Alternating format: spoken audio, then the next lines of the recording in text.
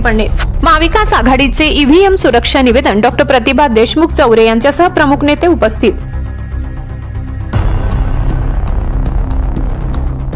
पिंपळनेर नगर परिषद निवडणुकीत महाविकास आघाडीने निवडणूक अधिकारी व पोलीस प्रशासनाला मतदान पेट्यांच्या ईव्हीएम सुरक्षिततेबाबत महत्त्वपूर्ण निवेदन सादर केले।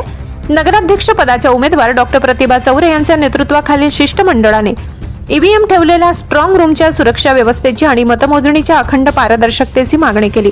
मागण्यांचा मुख्य जोर सुरक्षा स्टॉप, सीसीटीव्ही आकडेवारी, इमारतीचा ब्लूप्रिंट, सीलचा कलर प्रिंट देणे तसेच स्ट्रॉंग रूम फक्त उमेदवारांसमोरच उघडणे आणि मतमोजणी सलग करण्याची मागणी करण्यात आली।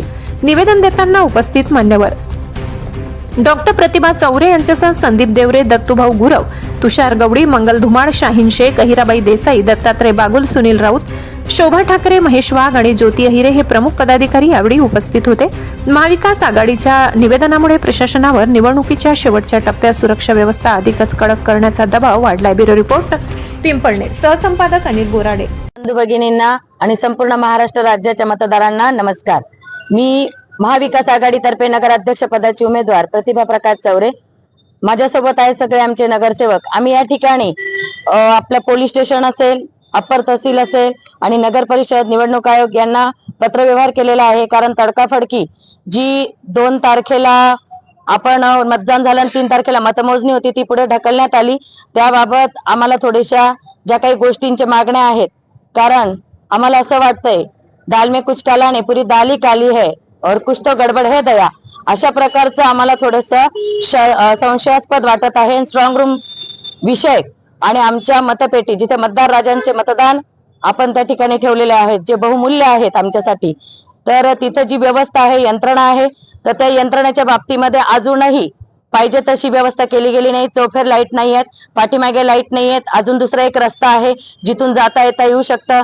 मध्ये स्ट्रॉंग रूम मध्ये एंट्री केल्यानंतर पूर्वेच्या साईडने तर त्या दरवाजामधून जी जाळी ती अपूर्ण आहे, ती अजून उंची वाढवण्यात यावी आणि पुन्हा सीसीटीव्ही कॅमेरे वाढवण्यात यावे, तिथे जामर बसवण्यात यावं आणि आम्हालाही ज्यावेळेस 21 तारखेला मतपेट्या काढण्यात येतील तर त्यावेळेस आम्हाला त्याची कुलपाची जी सील केले त्याची ब्लूप्रिंट मिळण्यात यावी कलर मध्ये।